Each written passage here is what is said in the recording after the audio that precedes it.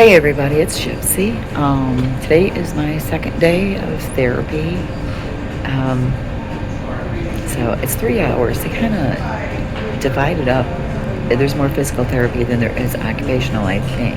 They say I've got like the occupational stuff done. I'm doing really well. I'm really good with wheelchair. It's just that walker because of my living situation. I wish I could use a wheelchair at home. I think they would prefer it, but I can't. The biggest problem about all of this is I live in a small travel trailer in the middle of nowhere, off grid. So it makes it more difficult because they want me to be totally non-weight bearing for way too long. But anyways, today is my second day. The good news is last night, it was the first time since my accident, I am back on a normal sleeping schedule. I fell asleep about 11 o'clock, woke up about 6:30. So that was really good because not having my sleeping schedule right drives me crazy. I think it was because I had ME/CFS so bad for so many years. I'm very particular about my sleep. But this morning, they don't bring breakfast for quite some time, and I want coffee like right now. Well, in the cafeteria, they always have a coffee urn set up. So I decided to come down here and have coffee, and I actually met a couple other patients, which makes me feel better. Because, it's been like 8 days of me being stuck in a hospital room, and I'm getting lonely. And, it just makes it harder, When you're lonely, you get depressed. It's you feel better about yourself in the situation when you're talking to others, especially others who are going through something similar to you, and understanding. So, anyways, carry on with today and see how my second day goes. I think it's like 6:37. It's got to be about 7 o'clock in the morning. I start at 10:30. So. Yeah, they do break it up because I do need to rest, especially after physical therapy, which is really grueling. Like I said, we tried to do a little bending yesterday with my bad leg, my bad knee. Wasn't working quite yet. I want to work. I told my nurse today I want to work on bringing down the swelling. So she's going to get me some ice packs. I always have my leg elevated, but it's just not bringing down the swelling.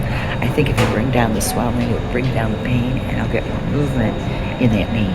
So after I'm done with my coffee, I'm going back to my room and try to get my ice packs. This way, maybe if I could, by 10:30, I can start working on that bending. I need to start driving again. So stay tuned. Hey everybody, so I just received another package today for my son and daughter-in-law. Yesterday they sent me that beautiful, it's like a burnt orange, you call it thermal dress with, oh God, it feels so good. That one my son picked out. This one, I got a new one today. It came in the mail. This is a dress that fits over my huge brace or leg stabilizer. I don't know what the difference is, but I guess there is one. It fits over it, so it's great. It's very comfortable. And I was telling them, I said, to have fresh, clean dresses makes me feel feminine again, because when you're going through something like this and you're in hospital gowns or the clothes you came in, especially if they had to tear them up to get you out of them, you just don't feel good anymore. Whether you're a man or a woman, you just don't feel good about yourself. And so them sending me these two dresses really has helped my self-confidence, I guess. And this one is my daughter-in-law. She picked it out. I think it's either navy blue or black. It's hard to tell in these lights with red tulips. I love it. So I'm feeling really good now. So everybody, today is the end of day 2 of my inpatient rehab. It was very grueling. It's funny because I was talking to another patient tonight when I was having my coffee here in the cafeteria. He had his accident like the same day I did, and his surgery the same day I did. And he got here and the same day I did too. It was like all at once. And he was saying his second day, which was today, was like, he says, I'm exhausted. I said, I know what you mean. But yeah, I've been scooting all over here in my wheelchair, doing really good. with my walker, I went twice as long as yesterday. I couldn't believe it. I was just like hopping along, just get tired really easy. Been working on standing because I have to stand on one leg. So like if I'm going to cook or something, I need to stand for a while in one place and how to maneuver myself. I did pretty good with that. I was impressed. I did good with my arm strengthening exercises, which I wasn't surprised about. It's more strengthening my right leg, make that a little stronger since that's where all my weight is going for quite some time now for the next few months. But it's exhausting. It's more tiring than you think because, you know, you can't use one leg, so you have to kind of adjust all the weight to the other leg and then kind of walk in with my arm as if I'm not using a wheelchair. And it's harder than you think. You know, I've been having a very difficult time with this because it has interrupted my plans and it has made me realize some things. You know, it's like, well, what if this happens again? You know, there's no telling. I mean, before this happened, I never thought that I would, you know, end up in a position where I'd be like dependent on others and I'd have to relearn these new skills, or learn or relearn new skills. And so then now I'm going, well, my God, and I'm not getting any younger. That's not going to happen. So it's like all this stuff has been weighing on me. And tomorrow, my care team, like my doctors, my physical therapist, my occupational therapist, my nurses, you know, anybody involved in my care, you know, they're going to compare all their notes. You know, they kind of like grade me on where I am now. So like I've had 2 days of occupational and physical therapy.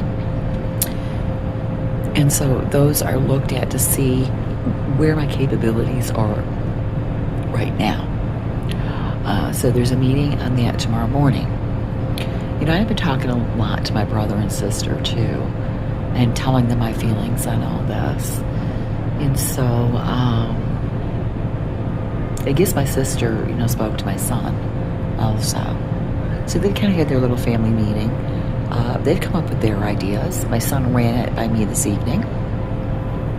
So I'm going to try to, and I am in agreement. My nurse, you know, I said they do have a plan, and I do want to let my care team know. And she says, whatever, I don't think I even told her what the plan was. She says, well, the question is, are you in agreement with it? And I said, yes, very much so. So tomorrow, it's going to be brought up. I'm not even sure it's doable. We'll see. You know, it's a thought. I have to. I'm thinking of all my options, thinking of what to do immediately, trying to figure that out. You know, especially for when I get out of rehab, inpatient rehab. What then? What should my future be like?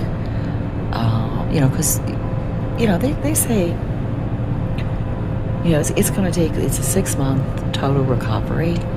But I don't know what the, you know, like, how is this going to affect my life in the future? They really can't tell me. You know, there's nothing ever is really definite. And my physical therapist told me today, whatever you're told, whether it's in the positive or the negative, you have to take it with a grain of salt because nobody knows for sure what's going to happen. You never do. This is just what we see now. So, you know, it's kind of up in the air. And I get very nervous when I feel like I don't have control of my life or my future, or I don't know. I don't have it planned out. And this is how I feel now. I don't have things planned out because I don't have enough information. And that is what the care team's for, to help me with that. But, you know, it's been very hard. And I'll be honest, I've done a lot of crying. I go from having, you know, good attitude, good spirits, to getting depressed and crying. So this been difficult, which is why I've been talking to my brother and sister too. We have our little texting group chat. It's called Siblings, you know, so we can talk amongst ourselves. You know, it started when my mom needed a change in her care. You know, so I was just kind of opening up to them. And my brother is a BSRN or something. He has like an alphabet after his name. So, he's helpful and stuff like this with his knowledge. So, I don't want to talk about what my family's idea is. And I've had a lot of ideas myself. I don't know what's going to happen. I'll probably share it if, whatever happens in its firm and it happens, then I'll share it. And I have to tell you, it was just so rigorous today. I'll tell you, my arms are getting tough. They're already getting strong. I'm exhausted. And the other patient I was talking to, he said he's exhausted too. In fact, he went to bed at about a couple hours ago. I finally got my sleep schedule back to normal. And I'm really tired and I want to go to bed, but I'm afraid if I do, then it's going to mess it up again. So I'm trying to stay awake for at least, till 10 or 11 o'clock. But I'm really, really tired. So I guess, this is a game changer for me. Life changer. I have to really think about what I'm going to do, with this accident. I'm still in a great deal of pain. Not as, it's gotten better, but I'm taking pain medication. Not as frequently as before. And when I don't take it, I am in pain. But it's it's bad, but not. If I could describe the initial pain when I got hurt in the first several days after my surgery, it would be easier to understand. This pain is bad. But when they ask you a 1 to 10 at the beginning, like the day I fell after the surgery, it was beyond 10. I've never experienced anything like it. So I guess that's where I'm at now. My physical therapist, she and I had a long talk today. She was very encouraging because she knew, I'm missing my family. I'm worried about my future. I never expected anything like that. Never crossed my mind. Like I said, I've never broken a bone in my life. I've never had a single surgery. This is all a first for me. And she knows I'm afraid, and she was just really encouraging to me. She's been very helpful. So, we'll see where it goes from here. I have my follow-up appointment on the 16th with my surgeon, which is very far from where I live. And I had planned if I was home, I would take the train up to this one certain place, they take an Uber over to the hospital for my appointment. Then I see today my appointment's at 8 a.m. and I have to be there at 7:45, and I live a long distance from there. And, they haven't even come to a decision as to when I'll be released from rehab. But she says, I am putting in a request that you are here until at least your follow-up appointment. She says, there is no way you can handle. And she goes, you are going to be further along next week, but it's still too much to get from where you live to your appointment. So I'm going to request you stay here, and we take you to your appointment and bring you back.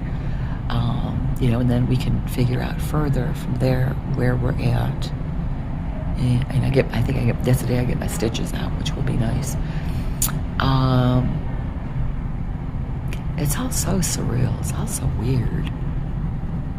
I've always been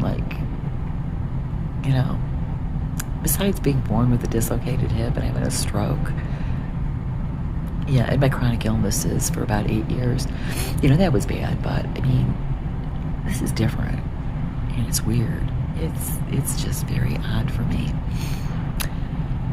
So anyways, tomorrow's another tough day of, it's like every day. I think I might get one day off this week, which I think is Sunday. I asked for Sunday off in the hopes that I can have a video call with my mom, because it's been a while since I talked to her. And my sister has to be there because my mom, well, first of all, she can't hear anymore. So I can't just call her. And she doesn't know how to do video calls. She likes to do the video calls, so she can see me. So my sister has off. My sister and brother-in-law have off on Sunday, and that's when they go see my mom. So I'm hoping to get a video call in with her on Sunday. So I'm taking Sunday off of my of my PT and OT. But yeah, I mean, I get excited when I make progress. It always makes my day, but it's also painful and exhausting. Yeah, I think when I make progress, it gives me hope, because it's scary when you realize what you can and cannot do by yourself. Like, well, I can pretty much manage now going into the bathroom myself, but it's still very difficult, and they do not want me unsupervised because they don't want me falling. What I realized today was when I went to go change clothes, like putting underclothes on, getting them over my legs, I cannot reach my left foot because I don't have the, I'm short and my leg can't bend. So it's hard for me to get down there and get it over my foot and then over my brace. So I still need help with that. So I'm not sure how that one's going to work out. I'd like to talk to my occupational therapist about this one. I'm putting it on the list. I know it's funny, but it's not. Anyways, we'll see what happens from here.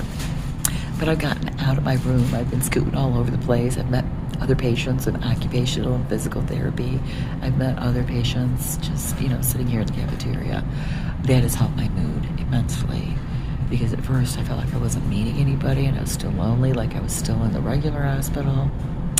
I was like, I can't take much more of this. So that's another thing my physical therapist said. It's good at meeting other patients, because we can understand what each other is feeling. And it's funny because this other patient I met tonight, he's a man. He's a few years older than me. He's 65. I didn't even say how I felt. He started talking about it, and it was exactly the same feelings and fears I'm having. So it was so good to talk to somebody, and hear that they felt the same way, and it's not just me. So where I am now. We'll see. Who knows what's around the corner for me? That's what I learned from this fall. You just never know when the shit's gonna hit the fan. I should know that by now, being a grieving mother and all, that just kind of popped up out of nowhere. Yeah. Anyways, I'll leave you guys with that. Blessed be and make it a joyful one.